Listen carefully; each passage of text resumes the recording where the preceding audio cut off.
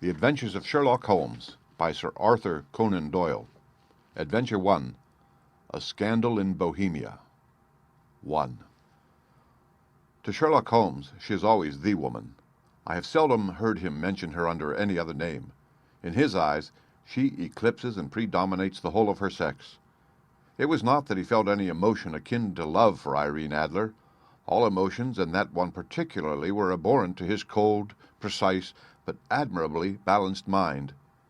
He was, I take it, the most perfect reasoning and observing machine that the world has seen.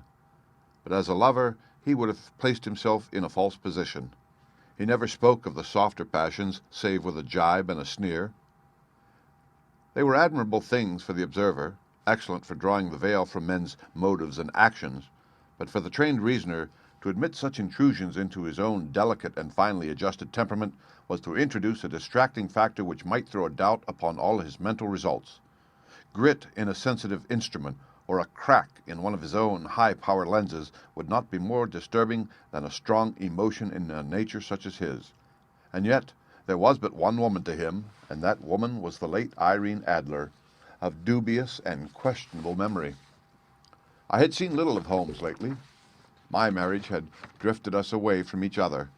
My own complete happiness and the home-centered interests which rise up around the man who first finds himself master of his own establishment were sufficient to absorb all my attention, while Holmes, who loathed every form of society with his whole Bohemian soul, remained in our lodgings in Baker Street, buried among his old books, and alternating from week to week between cocaine and ambition, the drowsiness of the drug and the fierce energy of his own keen nature. He was still, as ever, deeply attracted by the study of crime, and occupied his immense faculties and extraordinary powers of observation in following out those clues and clearing up those mysteries which had been abandoned as hopeless by the official police. From time to time I heard some vague account of his doings, of his summons to Odessa in the case of the Trepoff murder, of his clearing up of the singular tragedy of the Atkinson brothers at Trincomalee, and finally of the mission which he had accomplished so delicately and successfully for the reigning family of Holland. Beyond these signs of his activity, however, which I merely shared with all the readers of the daily press, I knew little of my former friend and companion. One night, it was on the 20th of March, 1888, I was returning from a journey to a patient, for I had now returned to civil practice, when my way led me through Baker Street.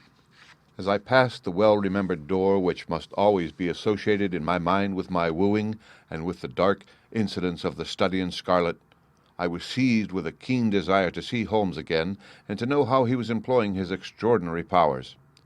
His rooms were brilliantly lit, and even as I looked up, I saw his tall, spare figure pass twice in a dark silhouette against the blind. He was pacing the room swiftly, eagerly, with his head sunk upon his chest and his hands clasped behind him. To me, who knew his every mood and habit, his attitude and manner told their own story. He was at work again.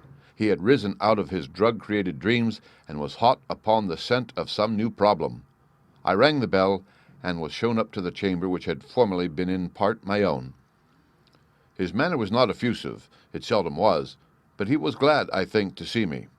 With hardly a word spoken, but with a kindly eye, he waved me to an armchair, threw across his case of cigars, and indicated a spirit case and a gasogene in the corner. Then he stood before the fire and looked me over in his singular introspective fashion. "Wedlock suits you," he remarked. "I think, Watson, that you have put on 7.5 pounds since I saw you." "7," I answered. "Indeed, I should have thought a little more. Just a trifle more, I fancy, Watson, and in practice again, I observe. You did not tell me that you intended to go into harness." "Then how did you know?" "I see it. I deduce it. How do I know that you have been getting yourself very wet lately, and that you have a most clumsy and careless servant girl?" "My dear Holmes," said I, "this is too much. You would certainly have been burned had you lived a few centuries ago. It is true that I had a country walk on Thursday and came home in a dreadful mess. But as I have changed my clothes, I can't imagine how you deduce it. As to Mary Jane, she is incorrigible, and my wife has given her notice, but there again, I fail to see how you work it out." He chuckled to himself and rubbed his long, nervous hands together. "It is simplicity itself," said he. "My eyes tell me that on the inside of your left shoe, just where the firelight strikes it, the leather is scored by 6 almost parallel cuts. Obviously, they have been caused by someone who has very carelessly scraped around the edges of the sole in order to remove crusted mud from it. Hence you see my double deduction that you have been out in vile weather, and that you had a particularly malignant boot-slitting specimen of the London slavey. As to your practice, if a gentleman walks into my room smelling of iodoform, with a black mark of nitrate of silver upon his right forefinger, and a bulge on the right side of his top hat to show where he has secreted his stethoscope, I must be dull indeed if I do not pronounce him to be an active member of the medical profession. I could not help laughing at the ease with which he explained his process of deduction. When I hear you give your reasons, I remarked, the thing always appears to me to be so ridiculously simple that I could easily do it myself, though at each successive instance of your reasoning I am baffled until you explain your process, and yet I believe that my eyes are as good as yours. Quite so, he answered, lighting a cigarette and throwing himself down into an armchair. You see, but you do not observe. The distinction is clear. For example, you have frequently seen the steps which lead up from the hall to this room. Frequently. How often? Well, some hundreds of times. Then how many are there? How many? I don't know. Quite so. You have not observed, and yet you have seen. That is just my point. Now, I know that there are 17 steps because I have both seen and observed. By the way, since you are interested in these little problems, and since you are good enough to chronicle one or two of my trifling experiences, you may be interested in this. He threw over a sheet of thick, pink-tinted notepaper which had been lying open upon the table. It came by the late post, said he. Read it aloud. The note was undated and without either signature or address. There will call upon you tonight at 7:45, it said, a gentleman who desires to consult you upon a matter of the very deepest moment. Your recent services to one of the royal houses of Europe have shown that you are one who may safely be trusted with matters which are of an importance which can hardly be exaggerated. This account of you we have from all quarters received. Be in your chamber, then, at that hour, and do not take it amiss if your visitor wears a mask. This is indeed a mystery, I remarked. What do you imagine that it means? I have no data yet. It is a capital mistake to theorize before one has data. Insensibly one begins to twist facts to suit theories instead of theories to suit facts. But the note itself, what do you deduce from it? I carefully examined the writing and the paper upon which it was written. The man who wrote it was presumably well-to-do, I remarked, endeavoring to imitate my companion's processes. Such paper could not be bought under half a crown a packet. It is particularly strong and stiff. Peculiar, that is the very word, said Holmes. It is not an English paper at all. Hold it up to the light. I did so, and saw a large E with a small G, a capital P, and a large capital G with a small T woven into the texture of the paper. What do you make of that? Asked Holmes. The name of the maker, no doubt, or his monogram, rather. Not at all. The G with the small T stands for Gesellschaft, which is the German for company. It is a customary contraction like our CO period. Capital P, of course, stands for papier.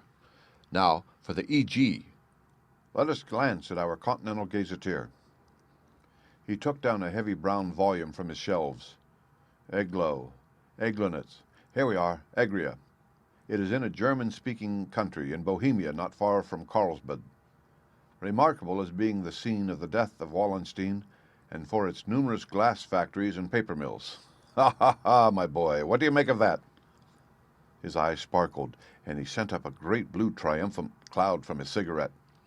The paper was made in Bohemia, I said. Precisely, and the man who wrote the note is a German. Do you note the peculiar construction of the sentence? This account of you we have from all quarters received. A Frenchman or Russian could not have written that. It is the German who is so uncourteous to his verbs. It only remains, therefore, to discover what is wanted by this German who writes upon Bohemian paper and prefers wearing a mask to showing his face. And here he comes, if I am not mistaken, to resolve all our doubts. As he spoke, there was the sharp sound of horses' hoofs and grating wheels against the curb, followed by a sharp pull at the bell. Holmes whistled. A pair by the sound, said he. Yes, he continued, glancing out of the window, a nice little brougham and a pair of beauties. 150 guineas apiece. There's money in this case, Watson, if there is nothing else. "I think that I had better go, Holmes." "Not a bit, Doctor. Stay where you are. I am lost without my Boswell, and this promises to be interesting. It would be a pity to miss it." "But your client—" "Never mind him. I may want your help, and so may he. Here he comes. Sit down in that armchair, Doctor, and give us your best attention." A slow and heavy step, which had been heard upon the stairs and in the passage, paused immediately outside the door. Then there was a loud and authoritative tap. "Come in," said Holmes. A man entered who could hardly have been less than 6 feet 6 inches in height, with the chest and limbs of a Hercules. His dress was rich with a richness which would in England be looked upon as akin to bad taste. Heavy bands of astrakhan were slashed across the sleeves and fronts of his double-breasted coat, while the deep blue cloak which was thrown over his shoulders was lined with flame-colored silk and secured at the neck with a brooch which consisted of a single flaming barrel. Boots, which extended halfway up his calves, and which were trimmed at the tops with rich brown fur, completed the impression of barbaric opulence which was suggested by his whole appearance. He carried a broad-brimmed hat in his hand, while he wore across the upper part of his face, extending down past the cheekbones, a black, visored mask, which he had apparently adjusted that very moment, for his hand was still raised to it as he entered. From the lower part of the face he appeared to be a man of strong character, with a thick, hanging lip and a long, straight chin suggestive of resolution pushed to the length of obstinacy. "You had my note?" he asked with a deep, harsh voice and a strongly marked German accent. "I told you that I would call." He looked from one to the other of us, as if uncertain which to address. "Pray take a seat," said Holmes. "This is my friend and colleague, Dr. Watson, who is occasionally good enough to help me in my cases. Whom have I the honor to address?" "You may address me as the Count von Kram, a Bohemian nobleman. I understand that this gentleman, your friend, is a man of honor and discretion, whom I may trust with a matter of the most extreme importance. If not, I should much prefer to communicate with you alone." I rose to go, but Holmes caught me by the wrist and pushed me back into my chair. "It is both or none," said he. "You may say before this gentleman anything which you may say to me." The Count shrugged his broad shoulders. "Then I must begin," said he, "by binding you both to absolute secrecy for 2 years. At the end of that time the matter will be of no importance. At present it is not too much to say that it is of such weight it may have an influence upon European history." "I promise," said Holmes. "And I." "You will excuse this mask," continued our strange visitor. "The august person who employs me wishes his agent to be unknown to you, and I may confess at once that the title by which I have just called myself is not exactly my own." "I was aware of it," said Holmes dryly. "The circumstances are of great delicacy, and every precaution has to be taken to quench what might grow to be an immense scandal and seriously compromise one of the remaining families of Europe.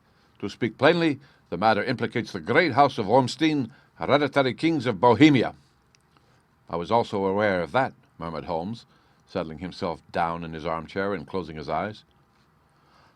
Our visitor glanced with some apparent surprise at the languid, lounging figure of the man, who had been no doubt depicted to him as the most incisive reasoner and most energetic agent in Europe. Holmes slowly reopened his eyes and looked impatiently at his gigantic client. "If your Majesty would condescend to state your case," he remarked, "I should be better able to advise you."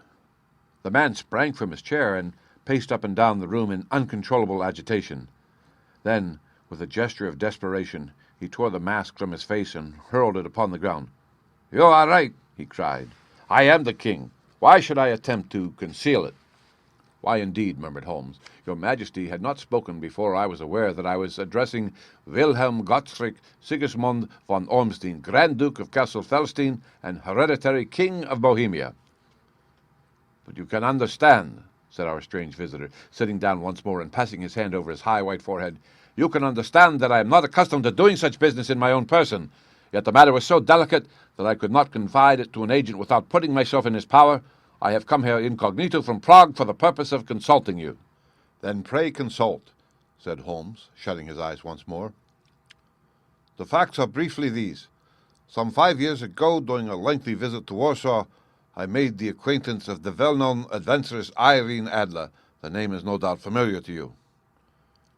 kindly look her up in my index, Doctor," murmured Holmes, without opening his eyes. For many years he had adopted a system of docketing all paragraphs concerning men and things, so that it was difficult to name a subject or a person on which he could not at once furnish information. In this case I found her biography sandwiched in between that of a Hebrew rabbi and that of a staff commander who had written a monograph upon the deep-sea fishes. "Let me see," said Holmes. Born in New Jersey in the year 1858. Contralto. La Scala.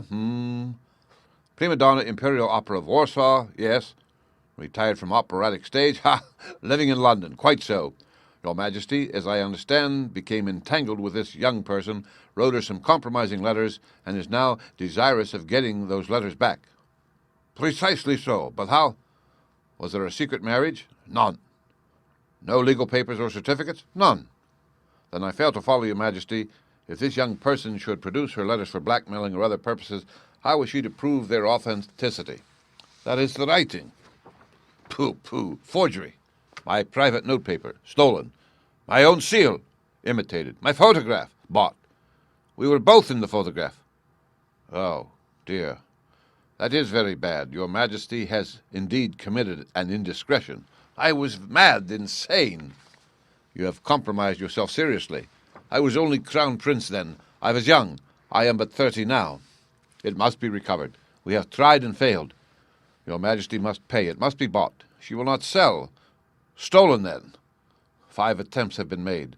Twice, burglars in my pay ransacked her house. Once, we diverted her luggage when she traveled. Twice, she has been waylaid. There has been no result. No sign of it? Absolutely none. Holmes laughed. "It is quite a pretty little problem," said he. "But a very serious one to me," returned the king reproachfully. "Very indeed. And what does she propose to do with the photograph?" "To ruin me." "But how?" "I am about to be married."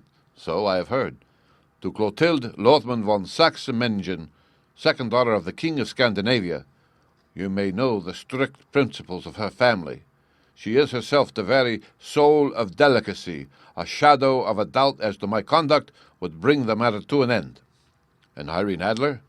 "Threatens to send them the photograph, and she will do it. I know that she will do it. You do not know her, but she has a soul of steel. She has the face of the most beautiful of women and the mind of the most resolute of men. Rather than I should marry another woman, there are no lengths to which she would not go. None." "You are sure that she has not sent it yet?" "I am sure." "And why?" "Because she has said she would send it on the day when the betrothal was publicly proclaimed. That will be next Monday." "Oh, then we have 3 days yet," said Holmes with a yawn. "That is very fortunate. As I have 1 or 2 matters of importance to look into just at present, Your Majesty will, of course, stay in London for the present?" "Certainly. You will find me at the Langham under the name of the Count von Kram." "Then I shall drop you a line to let you know how we progress." "Pray do so. I shall be all anxiety." "Then, as to money?" "You have carte blanche." "Absolutely. I tell you that I would give one of the provinces of my kingdom to have that photograph." "And for present expenses?" The king took a heavy chamois leather bag from under his coat and laid it on the table. "There are 300 pounds in gold and 700 in notes," he said. Holmes scribbled a receipt upon a sheet of his notebook paper and handed it to him. "And mademoiselle's address?" he asked. "In Drury Lodge, Serpentine Avenue, St. John Wood." Holmes took a note of it. "One other question," said he. "Was the photograph a cabinet?" "It was." "Then good night, Your Majesty, and I trust that we shall soon have some good news for you. And good night, Watson," he added, as the wheels of the royal brougham rolled down the street. "If you will be good enough to call tomorrow afternoon at 3 o'clock, I should like to chat this little matter over with you." 2. At 3 o'clock precisely, I was at Baker Street, but Holmes had not yet returned. The landlady informed me that he had left the house shortly after 8 o'clock in the morning, and so I sat down beside the fire, however, with the intention of waiting him, however long he might be. I was already deeply interested in his inquiry, for, though it was surrounded by none of the grim and strange features which were associated with the 2 crimes which I have already recorded, still, the nature of the case and the exalted station of his client gave it a character of its own. Indeed, apart from the nature of the investigation which my friend had on hand, There was something in his masterly grasp of a situation and his keen, incisive reasoning which made it a pleasure to me to study his system of work and to follow the quick, subtle methods by which he disentangled the most inextricable mysteries. So accustomed was I to his invariable success that the very possibility of his failing had ceased to enter into my head. It was close upon 4 before the door opened, and a drunken-looking groom, ill-kempt and side-whiskered, with an inflamed face and in disreputable clothes, walked into the room. Accustomed as I was to my friend's amazing powers in the use of disguises, I had to look 3 times before I was certain that it was indeed he. With a nod, he vanished into the bedroom, whence he emerged in 5 minutes, tweed-suited and respectable as of old. Putting his hands into his pockets, he stretched out his legs in front of the fire and laughed heartily for some minutes. "Well, really," he cried, and then he choked and laughed again until he was obliged to lie back limp and helpless in the chair. "What is it?" "It's quite too funny. I am sure you could never guess how I employed my morning or what I ended by doing." "I can't imagine. I suppose that you have been watching the habits and perhaps the house of Miss Irene Adler?" "Quite so. But the sequel was rather unusual. I will tell you, however, I left the house a little after 8 o'clock this morning in the character of a groom out of work. There is a wonderful sympathy and freemasonry among horsey men. Be one of them, and you will know all that there is to know. I soon found Briony Lodge. It is a bijou villa with a garden at the back, but built out in front right up to the road, 2 stories. Chublock to the door, large sitting room on the right side, well furnished, with long windows almost to the floor, and those preposterous English window fasteners which a child could open. Behind there was nothing remarkable, save that the passage window could be reached from the top of the coach-house. I walked round it and examined it closely from every point of view, but without noting anything else of interest. I then lounged down the street and found, as I expected, that there was a mews in a lane which runs down by one wall of the garden. I lent the ostlers a hand in rubbing down their horses, and received in exchange 2pence, a glass of half and half, 2 fills of shag tobacco, and as much information as I could desire about Miss Adler, to say nothing of 6 other people in the neighborhood in whom I was not in the least interested, but whose biographies I was compelled to listen to. "And what of Irene Adler?" I asked. "Oh, she has turned all the men's heads down in that part. She is the daintiest thing under a bonnet on this planet.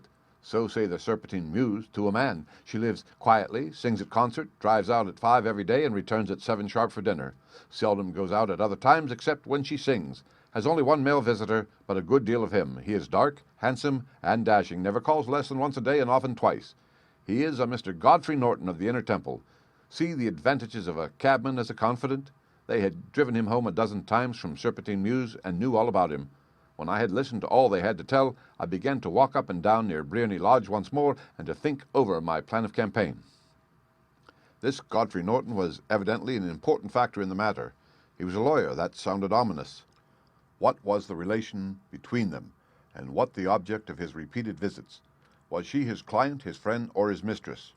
If the former, she had probably transferred the photograph to his keeping. If the latter, it was less likely. On the issue of this question depended whether I should continue my work at Briony Lodge or turn my attention to the gentlemen's chambers in the Temple. It was a delicate point, and it widened the field of my inquiry. I fear that I bore you with these details, but I have to let you see my little difficulties if you ought to understand the situation. "I am following you closely," I answered. I was still balancing the matter in my mind when a hansom cab drove up by to Briony Lodge, and a gentleman sprang out. He was a remarkably handsome man, dark, aquiline, and mustached, evidently the man of whom I had heard. He appeared to be in a great hurry, shouted to the cabman to wait, and brushed past the maid, who opened the door with the air of a man who was thoroughly at home. He was in the house about half an hour, and I could catch glimpses of him in the windows of the sitting-room, pacing up and down, talking excitedly and waving his arms. Of her I could see nothing. Presently he emerged, looking even more flurried than before. As he stepped up to the cab, he pulled a gold watch from his pocket and looked at it earnestly. "Drive like the devil," he shouted, "first to Gross and Hankey's in Regent Street, and then to the Church of St. Monica in the Edgware Road. Half a guinea if you do it in 20 minutes. Away they went, and I was just wondering whether I should not do well to follow them, when up the lane came a neat little landau, the coachman with his coat only half buttoned, and his tie under his ear, while all the tags of his harness were sticking out of the buckles. It hadn't pulled up before she shot out of the hall door and into it. I only caught a glimpse of her at the moment, but she was a lovely woman with a face that a man might die for. "The Church of St. Monica, John. she cried, "and half a sovereign if you reach it in 20 minutes." This was quite too good to lose, Watson. I was just balancing whether I should run for it or whether I should perch behind her landau when a cab came through the street. The driver looked twice at such a shabby fare, but I jumped in before he could object. "The Church of St. Monica," said I, "and a half a sovereign if you reach it in 20 minutes. It was 25 minutes to 12, and of course it was clear enough what was in the wind. My cabby drove fast. I don't think I ever drove faster, but the others were there before us. The cab and the landau with their steaming horses were in front of the door when I arrived. I paid the man and hurried into the church. There was not a soul there save the two of them who I had followed and a surpliced clergyman who seemed to be expostulating with them. They were all three standing in a knot in front of the altar. I lounged up the side aisle like any other idler who has dropped into a church. Suddenly, to my surprise, the three at the altar faced round to me, and Godfrey Norton came running as hard as he could towards me. "Thank God," he cried. "You'll do. Come, come." "What then?" I asked. "Come, man, come. Only 3 minutes or it won't be legal." I was half dragged up to the altar, and before I knew where I was, I found myself mumbling responses which were whispered in my ear, and vouching for things of which I knew nothing, and generally assisting in the secure tying up of Irene Adler, spinster, to Godfrey Norton, bachelor. It was all done in an instant, and there was the gentleman thanking me on the one side and the lady on the other, while the clergyman beamed on me in front.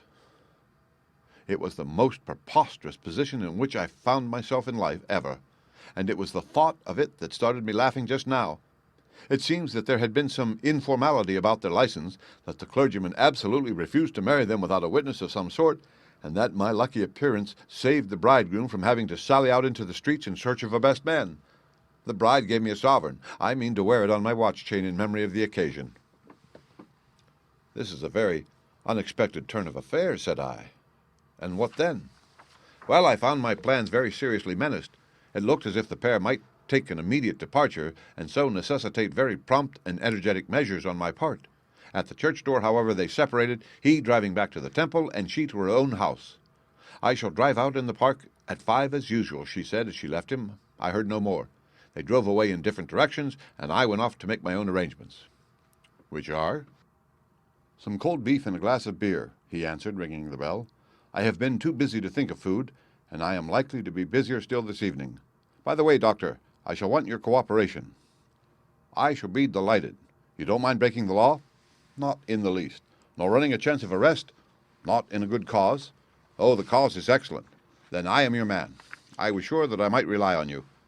But what is it you wish?"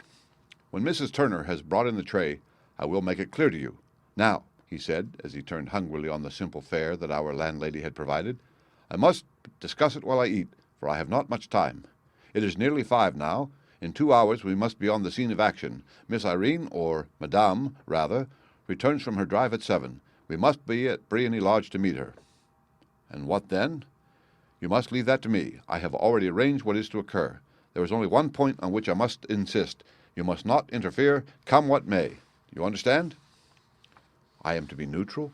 "To do nothing whatever. There will probably be some small unpleasantness. Do not join in it. It will end in my being conveyed into the house. 4 or 5 minutes afterwards, the sitting-room will open. You are to station yourself close to that open window." "Yes." "You are to watch me, for I will be visible to you." "Yes." "And when I raise my hand, so, you will throw into the room what I give you to throw, and will at the same time raise the cry of fire. You quite follow me?" "Entirely." "It is nothing very formidable," he said, taking a long cigar-shaped roll from his pocket. "It is an ordinary plumber's smoke rocket, fitted with a cap at either end to make it self-lighting. Your task is confined to that. When you raise your cry of fire, it will be taken up by quite a number of people. You may then walk to the end of the street, and I will rejoin you in 10 minutes. I hope that I have made myself clear. I am to remain neutral, to get near the window, to watch you, and, at the signal, to throw in this object, then to raise the cry of fire, and to wait you at the corner of the street." "Precisely." "Then you may entirely rely on me." "That is excellent. I think, perhaps, it is almost time that I prepare for the new role I have to play." He disappeared into his bedroom, and returned in a few minutes in the character of an amiable and simple-minded nonconformist clergyman. His broad black hat, his baggy trousers, his white tie, his sympathetic smile, and general look of peering and benevolent curiosity were such as Mr. John Hare alone could have equaled. It was not merely that Holmes changed his costume. His expression, his manner, his very soul seemed to vary with every fresh part that he assumed. The stage lost a fine actor, even as science lost an acute reasoner when he became a specialist in crime.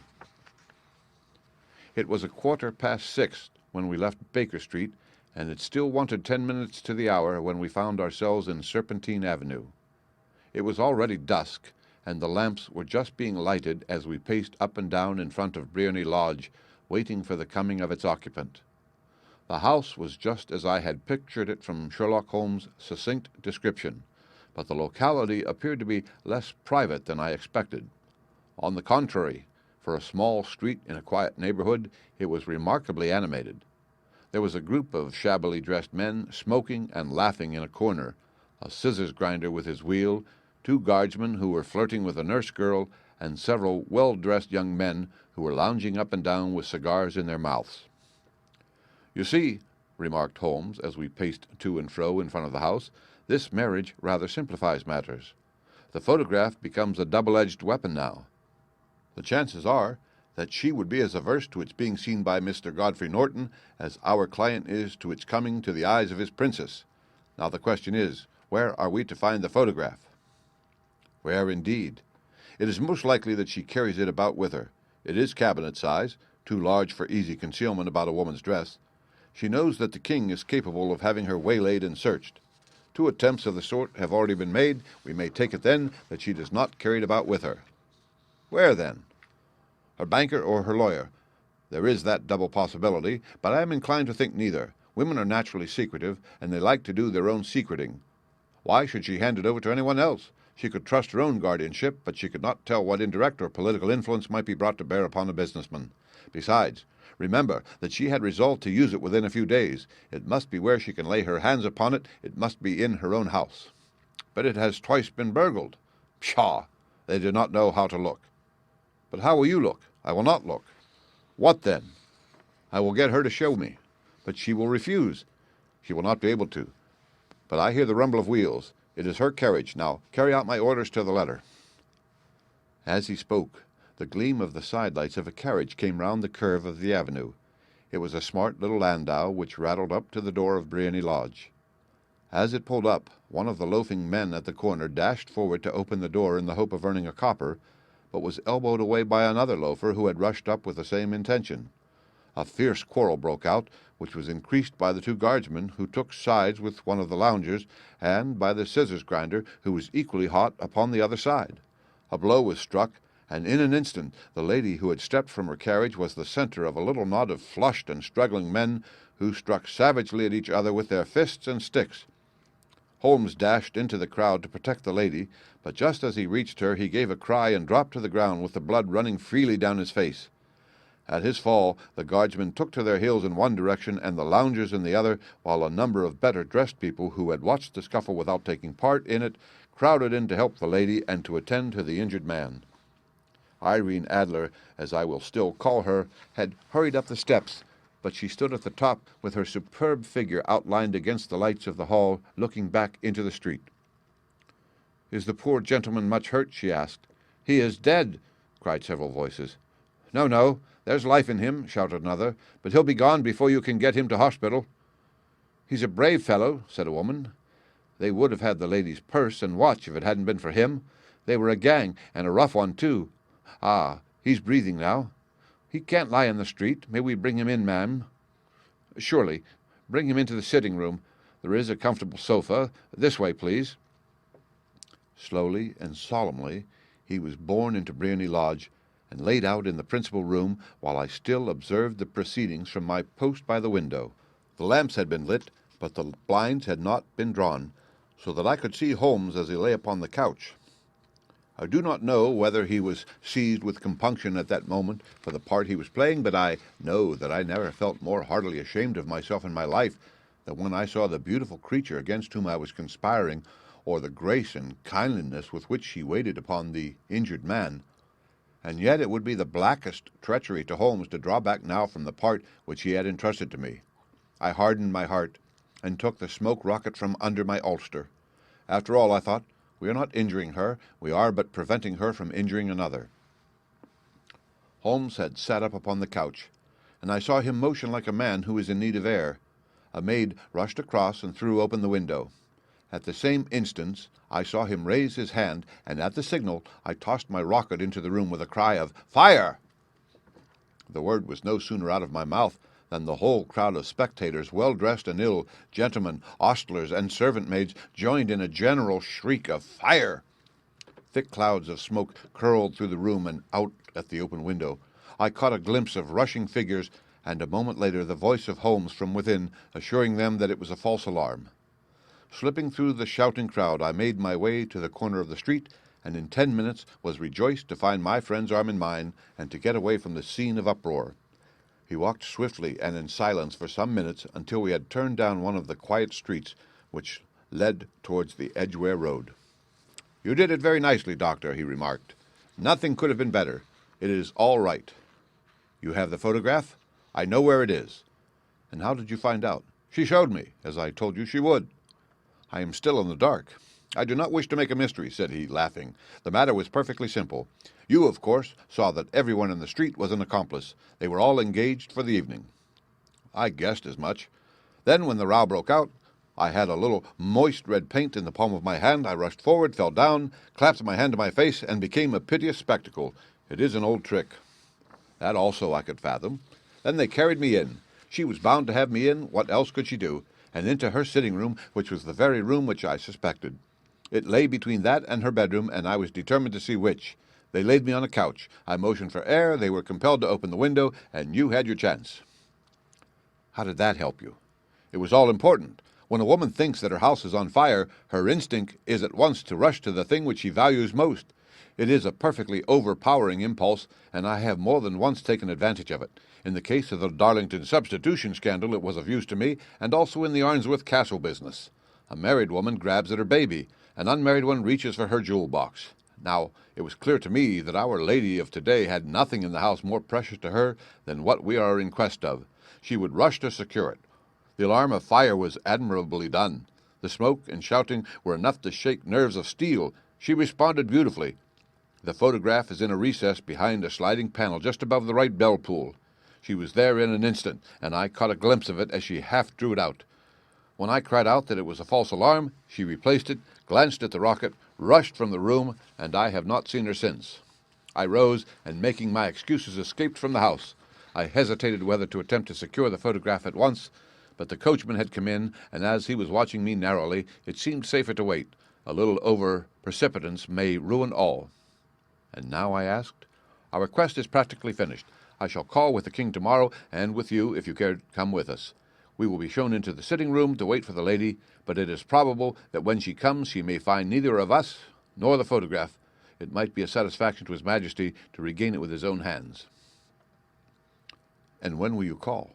"At 8 in the morning. She will not be up, so that we shall have a clear field. Besides, we must be prompt, for this marriage may mean a complete change in her life and habits. I must wire to the king without delay." We had reached Baker Street and had stopped at the door. He was searching his pockets for the key when someone passing said, "Good night, Mr. Sherlock Holmes." There were several people on the pavement at the time, but the greeting appeared to have come from a slim youth in an ulster who had hurried by. "I've heard that voice before," said Holmes, staring down the dimly lit street. "Now, I wonder who the deuce that could have been." 3. I slept at Baker Street that night, and we were engaged upon our toast and coffee in the morning when the King of Bohemia rushed into the room. "You've really got it?" he cried, grasping Sherlock Holmes by either shoulder and looking eagerly into his face. "Not yet." "But you have hopes?" "I have hopes." "Then come in. I am all impatience to be gone." "We must have a cab." "No, my brougham is waiting." "Then that will simplify matters." We descended and started off once more for Briony Lodge. "Irene Adler is married," remarked Holmes. "Married? When?" "Yesterday." "But to whom?" "To an English lawyer named Norton." "But she could not love him." "I am in hopes that she does." "And why in hopes?" "Because it would spare your Majesty all fear of future annoyance. If the lady loves her husband, she does not love your Majesty. If she does not love your Majesty, there is no reason why she should interfere with your Majesty's plan. It is true, and yet, well, I wish she had been my own station. What a queen she would have made!" He relapsed into a moody silence, which was not broken until we drew up in Serpentine Avenue. The door of Briony Lodge was open, and an elderly woman stood upon the steps. She watched us with a sardonic eye as we stepped from the brougham. "Mr. Sherlock Holmes, I believe," said she. "I am Mr. Holmes," answered my companion, looking at her with a questioning and rather startled gaze. "Indeed. My mistress told me that you were likely to call. She left this morning with her husband by the 5:15 train from Charing Cross for the Continent." "What?" Sherlock Holmes staggered back, white with chagrin and surprise. "Do you mean that she has left England?" "Never to return. And the papers?" asked the king hoarsely. "All is lost." "We shall see." He pushed past the servant and rushed into the drawing-room, followed by the king and myself. The furniture was scattered about in every direction, with dismantled shelves and open drawers, as if the lady had hurriedly ransacked them before her flight. Holmes rushed at the bell pull, tore back a small sliding shutter, and, plunging in his hand, pulled out a photograph and a letter. The photograph was of Irene Adler herself in evening dress. The letter was superscribed to Sherlock Holmes, Esquire, to be left till called for. My friend tore it open, and we all three read it together. It was dated at midnight of the preceding night, and ran in this way: "My dear Mr. Sherlock Holmes, you really did it very well. You took me in completely. Until after the alarm of fire I had not a suspicion. But then, when I found how I had betrayed myself, I began to think. I had been warned against you months ago. I had been told that if the king employed an agent, it would certainly be you, and your address had been given me. Yet with all this, you made me reveal what you wanted to know. Even after I became suspicious, I found it hard to think evil of such a dear, kind old clergyman. But you know, I have been trained as an actress myself. Male costume is nothing new to me.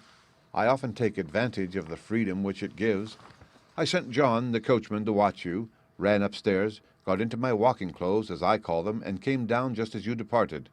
Well, I followed you to your door, and so made sure that I was really an object of interest to the celebrated Mr. Sherlock Holmes. Then I, rather imprudently, wished you good night, and started for the Temple to see my husband. We both thought the best resource was flight, when pursued by so formidable an antagonist, so you will find the nest empty, and when you call tomorrow. As to the photograph, your client may rest in peace. I love and am loved by a better man than he. The king may do what he will without hindrance from one whom he has cruelly wronged. I keep it only to safeguard myself, and to preserve a weapon which will always secure me from any steps which he might take in the future. I leave a photograph which he might care to possess, and I remain, dear Mr. Sherlock Holmes, very truly yours, Irene Norton, née Adler." "What a woman! Oh, what a woman!" cried the King of Bohemia, when we had all three read this epistle. "Did I not tell you how quick and resolute she was? Would she have not made an admirable queen? Is it not a pity that she was not on my level?" "From what I have seen of the lady, she seems indeed to be on a very different level to your Majesty," said Holmes coldly. "I am sorry that I have not been able to bring your Majesty's business to a more successful conclusion." "On the contrary, my dear sir," cried the king, "nothing could be more successful. I know that her word is inviolate. The photograph is now as safe as if it were in the fire." "I am glad to hear your Majesty say so. I am immensely indebted to you. Pray tell me in what way I can reward you. This ring—" He slipped an emerald snake ring from his finger and held it out upon the palm of his hand. "Your Majesty has something which I should value even more highly," said Holmes. "You have but to name it." "This photograph." The king stared at him in amazement. "Irene's photograph?" he cried. "Certainly, if you wish it." "I thank your Majesty. Then there is no more to be done in the matter. I have the honor to wish you a very good morning." He bowed, and turning away without observing the hand which the king had stretched out to him, he set off in my company for his chambers. And that was how a great scandal threatened to affect the kingdom of Bohemia, and how the best plans of Mr. Sherlock Holmes were beaten by a woman's wit. He used to make merry over the cleverness of women, but I have not heard him do it of late, and when he speaks of Irene Adler, or when he refers to her photograph, it is always under the honorable title of The Woman. The End. Read by Rick Kishner for Lit2Go on the web at fcit.usf.edu.